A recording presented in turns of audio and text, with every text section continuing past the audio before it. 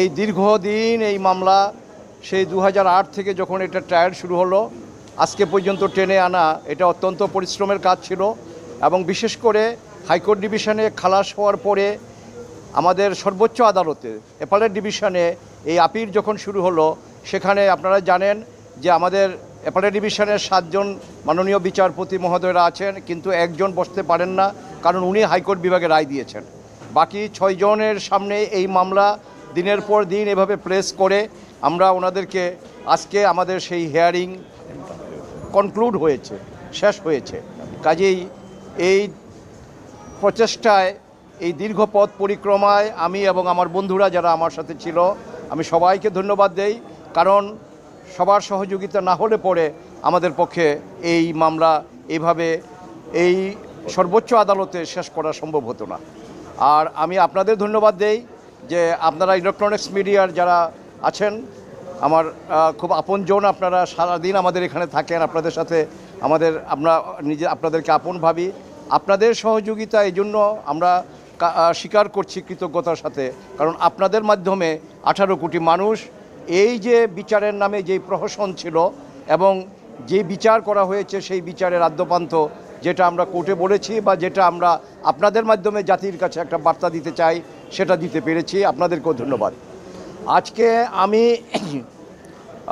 সকাল ফার্স্ট সেশনটা আমার জন্য ছিল, সেখানে আমি আজকে যেটা চেষ্টা করেছি সেটা হলো যে এই মামলায় যারা অ্যারেস্ট হয়েছিল বা এই মামলায় যারা বিচারের মুখোমুখি যারা ছিল, প্রেজেন্ট ছিল, তাদেরটা বিষয়টা একরকম, আর যারা এই মামলায় অ্যারেস্ট হয়নি বা যারা এই মামলা বিচারে উপস্থিত থাকতে পারেনি, বিশেষ করে জনাব তারেক রহমান সাহেব, যে ওনার বিষয়ে আমি আজকে সাবমিশন রেখেছি এবং সেখানে আমাদের সুপ্রিম কোর্টের, আমাদের হাইকোর্ট বিভাগের এবং ইন্ডিয়ান সুপ্রিম কোর্টের, পাকিস্তান সুপ্রিম কোর্টের বিভিন্ন ডিসিশন আমরা দেখিয়ে বলেছি যদি দেখা যায় যে কোনো মামলায় আদৌ এই মামলা কারো বিরুদ্ধে প্রমাণ হয় না অথবা এই মামলা আপনার খালাস ছাড়া অন্য কিছু চিন্তা করা যায় না, সেক্ষেত্রে যদি তারেক জিয়া সাহেব আপিল নাও করে থাকেন, কোর্ট সুমোটো তাকে সেই রিলিফ দিতে পারেন।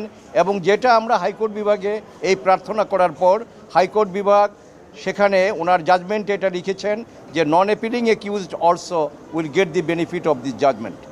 আজকেও আমি বিভিন্ন সিদ্ধান্ত, বিভিন্ন নজির এই সাবকন্টিনেন্টের বিভিন্ন সুপ্রিম কোর্টের আমরা মাননীয় আদালতে এটা পেশ করেছি এবং মাননীয় প্রধান বিচারপতি সহ অন্যান্য মাননীয় বিচারপতি মহোদয়রা সেগুলো নিয়েছেন এবং ওনারা নোট নিয়েছেন, ওনাদের কাছে আমরা নিবেদন করেছি।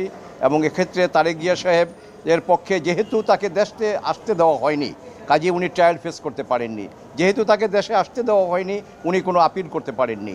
কিন্তু তারপরেও আমরা যারা আছি এখানে, আমরা এই মামলা পরিচালনা করতে গিয়ে আমি তন্ন করে দেখেছি যে 225 জন সাক্ষীর মধ্যে এমন কোনো সাক্ষী নাই যে ওনার কথা বলেছে।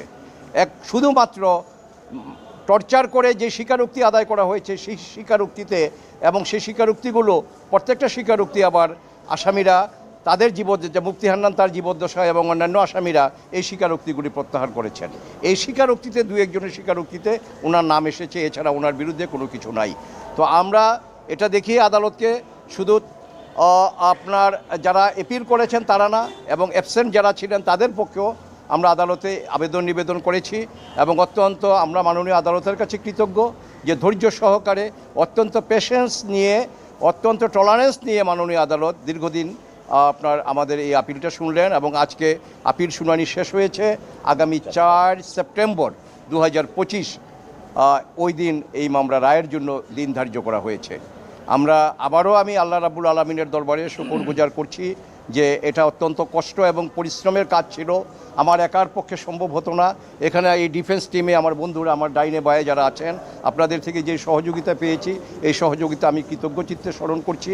এবং আমরা আল্লাহ রাব্বুল আলামিনের কাছে এই প্রার্থনা করব, নিরপরাধ যে মানুষগুলো ইনক্লুডিং মিস্টার তারেক রহমান, যাদেরকে অন্যায়ভাবে এই মামলায় ফাঁসি দেওয়া হয়েছিল, যাবজ্জীবন দেওয়া হয়েছিল, যারা বছরের পর বছর কন্ডেম সেলে ছিলেন, যারা প্রায় 18 বছর, 16 বছর, 17 বছর, 18 বছর যারা জেলে ছিলেন।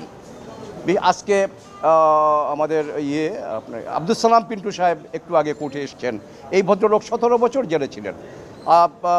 লুৎফুজ্জামান বাবর সাহেব প্রায় 16-17 বছর, 18 বছর জেলে ছিলেন। কাজেই আমরা হাইকোর্ট বিভাগে যেই রায় ছিল খালাসের সেই রায় যাতে বহাল থাকে এইভাবে আমরা নিবেদন করেছি এবং আমরা আশাবাদী সর্বোপরি আমরা আল্লাহ রাব্বুল আলামিনের কাছে করজোড়ে আমরা আমরা আমরা আমরা প্রার্থনা করি যেন এই খালাসের রায় বহাল থাকে এবং আমরা আশা করি যে এই খালাসের রায় বহাল থাকবে এবং আপিল ডিসমিস হবে। Thank you. এই 21শে আগস্টের মামলাটা আমাদের জাতির জন্য অত্যন্ত গুরুত্বপূর্ণ এই কারণে একটা হিনিয়াস ক্রাইম সংগঠিত হয়েছিল এবং তৎকালীন সময়ের বিএনপি সরকার দেশনেত্রী বেগম খালেদা জিয়া নেতৃত্বাধীন প্রধানমন্ত্রী থাকাকালীন সময়ে এই মামলার সুষ্ঠু তদন্তের জন্য তিনি এফবিআইকে এনেছিলেন এবং বিশ্বের অন্যতম আরেকটা সংস্থা স্কটল্যান্ড ইয়ার্ড তাদেরকেও আনা হয়েছিল। অর্থাৎ বিএনপির পক্ষ থেকে দেশনেত্রী বেগম খালেদা জিয়া প্রধানমন্ত্রী হিসাবে তার মন্ত্রী পরিষদ চেয়েছিল এই মামলার একটা সুষ্ঠু তদন্তে দৃষ্টান্তমূলক শাস্তি হওয়ার জন্য। আনফর্চুনেটলি তখন এফবিআই এবং স্কটল্যান্ড ইয়ার্ড শেখ হাসিনার সাথে কথা বলতে পারেনি, ফরেনসিক এভিডেন্স নেওয়ার জন্য তার গাড়িটাকে পরীক্ষা করতে রিফিউজ করা হয়েছিল। অর্থাৎ প্রথম থেকেই শেখ হাসিনা ওয়াজেদ এই মামলাটা ভিন্ন খাতে প্রবাহিত করতে চেয়েছিলেন এবং তৎকালীন সময়ে কাদের সিদ্দিকের সংসদে কি বলেছিল এই মামলা সংক্রান্ত আপনারা সাংবাদিকরা জানেন। ভারতের প্রখ্যাত সাংবাদিক কুলদীপ নায়ার যুগান্তরে একটা কলাম লিখেছিল এই ঘটনাকে কেন্দ্র করে, সেটাও আপনারা জানেন।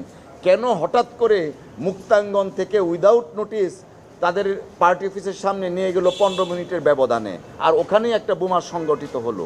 Unfortunate event.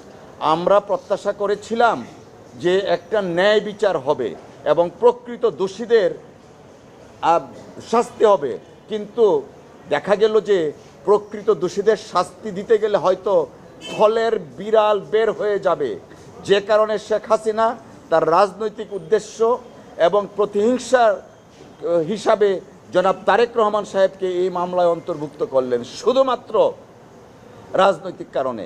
প্রকারান্তরে শেখ হাসিনা নিজেই চায়নি আইবি রহমান সহ 24 জনের বিচারটা হোক, যে কারণে তিনি রাজনৈতিক প্রলেপ দিলেন, দিয়ে আমাদের আইন শৃঙ্খলা রক্ষাকারী বাহিনী তথা যে সাংগঠনিক কাঠামো আছে সেই কাঠামোটা ভেঙে দিয়েছেন, যেটা আজকে শিশির মনির সাহেব তার সাবমিশনে বলেছেন। আমরা প্রত্যাশা করছি আমরা ন্যায় বিচার পাব। জনাব তারেক রহমান সাহেবকে এই মামলায় রাজনৈতিক উদ্দেশ্য প্রণোদিত হয়ে প্রতিহিংসা বশবর্তী হয়ে শেখ হাসিনার ইচ্ছায় এই মামলায় জড়িত করা হয়েছে। মহামান্য হাইকোর্ট বিভাগ তাকে খালাস দিয়েছেন। আমরা প্রত্যাশা করছি ন্যায় বিচার পাব এবং মহামান্য অ্যাপিলেট ডিভিশন জনাব তারেক রহমান সাহেব সহ অন্যান্য আসামিদেরকে খালাস দিবে।